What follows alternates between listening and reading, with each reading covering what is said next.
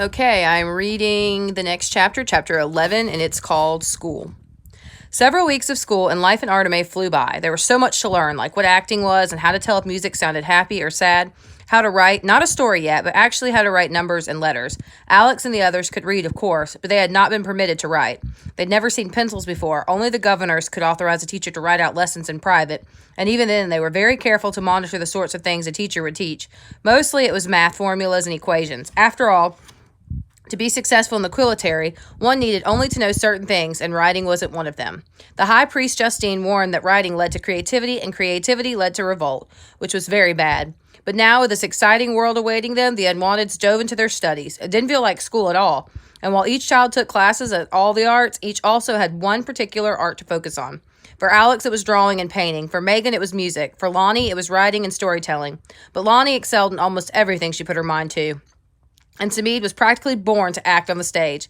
While Samid's sharp edges had grown a little bit softer by the end of the month, his general sourpuss angry disposition still reared up regularly. Luckily, these emotions came in handy on the theater stage when a role required it, and that seemed to diffuse much of the anger directed at the others. But Samid continued to hold some unexplained contempt for Alex and for Arteme. Occasionally, Samid would be seen in the company of the same older, sneering boy. The friends found out soon enough that the boy's name was Will Blair, and that, like Samid, he was a theater focus. Will's face wore a permanent scowl. Nobody seemed to like him very much. He would shove people in crowded hallways and say rude things, as if his work were more important than anyone else's. I think Samid likes hanging around with Will because Will is more of an outcast, and it makes Samid more likable by comparison, Megan said, crunching up an apple at lunch one day, when it was just she and Alex at the table. Whatever, Alex said. I think Samid is just mean. He was mean back in Quill, and he's still mean. I have no idea what his problem is, and I don't care. Even so, Alex got uncomfortable, a prickly feeling whenever he saw the two boys hunching over in private conversations.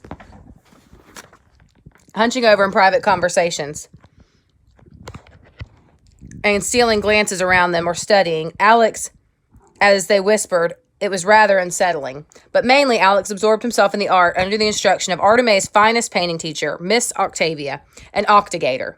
And he had very little time to think about Samid and Will Blair.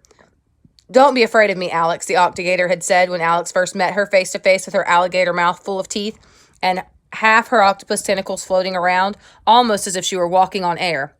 Okay, Alex said, noting the location of the door in case he needed to escape.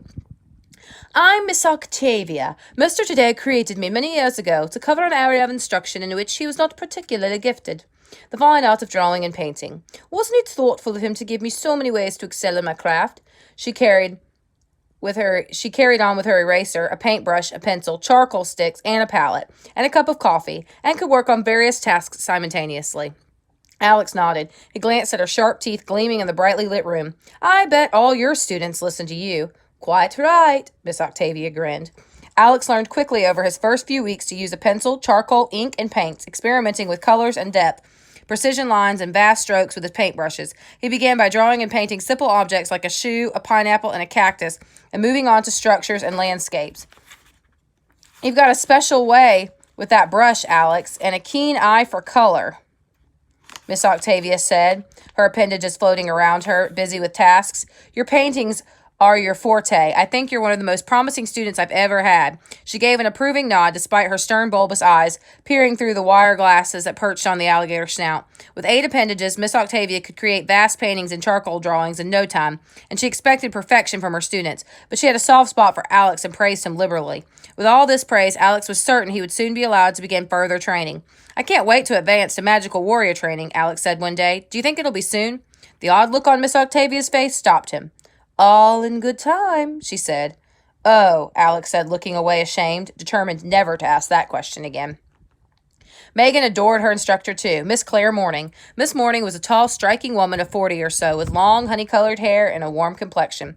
She was the same person who had popped in for a chat on Megan's blackboard on the first day to teach Megan the lesson with the obi. Claire Morning was full of praise, and Megan excelled and grew increasingly confident with her music as time passed.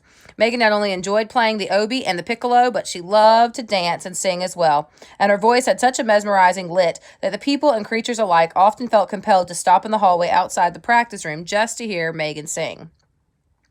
With a voice like yours, Miss Morning told Megan after 3 months had passed, I do believe you are quite ready to train magically with your art as a warrior now.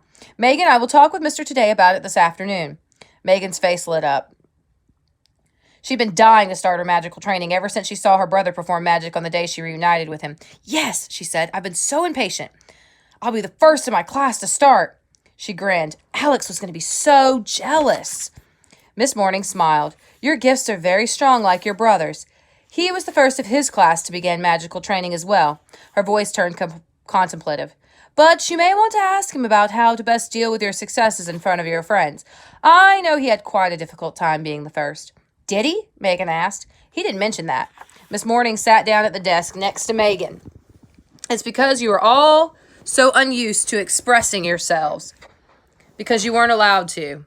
All of you have felt the sting of being a wanted or a necessary.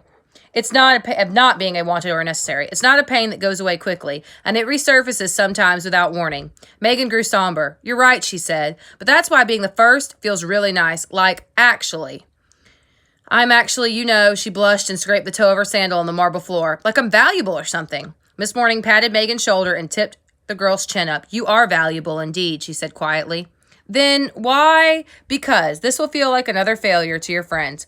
Megan thought about that for a long moment. She sighed, and though she didn't want to say it, she said, maybe I should wait for them to catch up. Miss Morning smiled warmly. That's very generous of you, Megan. You're a mature young woman, but we shan't wait for them. Our warriors need you, and they need you now. You must learn everything you can as quickly as you can. The others will join you, and eventually, perhaps your success will drive them to succeed. Her smile remained warm, but her eyes became shadowed with a hint of something. Was it fear? Megan didn't dare ask, and after a moment the shadow passed, and Miss Morning continued on her cheerful manner so convincingly that Megan thought she must have imagined it. After her private lesson, Megan left the practice room bubbling with excitement, but also a little anxious to know how Mr. Today would respond to Miss Morning's suggestion. She decided she would keep the news quiet until she was certain, and only discuss it privately with Sean. Hopefully, she thought, he'd have some good advice for her. She joined the others in the last class of the day, actors and studio, which they all shared. In the midst of it, she was so deep into her thoughts that Alex had to poke her in the arm when it was her turn to perform, and she was so befuddled that she fumbled her lines quite horribly, which made Samid frustrated. Sorry, I lost my place. Enough that he threw his script at her. It hit her squarely in the forehead, and it was Shakespeare's The Merchant of Venice, thick enough to hurt. Hey, she shouted. Without thinking, she flung her script at Samid, hitting the back of his head as she stomped off the stage. Why, you little... Samid charged toward Megan, his boots thumping and echoing in the auditorium. Lonnie and Alex jumped up before anyone else noticed what was happening. Alex grabbed and yanked Samid's arm, while Lonnie stood in between the splitting Megan and growling Samid. At the assault from Alex, Samid wrenched his arm from Alex's grasp and properly slugged him in the eye, knocking Alex flat and causing quite an outrage with the other students until the stage was crawling with 13-year-olds taking swipes and cuffling one another. The voices joined in crescendo, and the volume grew to such rictus proportions that the poor little instructor, Mr. Appleblossom, had to resort to standing on a chair and reciting a magical soliloquy so deathly boring that it not only sucked all the energy from the room, causing the students to fall limply on the stage, but it also put some of the smaller ones, like Lonnie, into a deep sleep. Oh, dear, please summon Marcus now, Miss Appleblossom called out to the blackboard in a typical rhyming. He wrung his hands and muttered, and quickly, I swear, I don't know how. I've done so already. He's coming through the tube, the theater blackboard preferred. Free verse. Immediately, Mr. Today appeared and surveyed the scene. 20 students flattened, arms and legs hanging motionless off the edge of the stage or swinging lightly with a little momentum remaining. Good heavens, Mr. Today said. Have we had a bit of a brawl, Siegfried? Mr. Appleblossom, pacing and muttering still, held out his hands dramatically and cried, oh, why, this ruthless waste on me? Am I but sand, and they but the stormy sea? Mr. Today coughed loudly into his hand, although it might have sounded more like a laugh to anyone who was listening closely.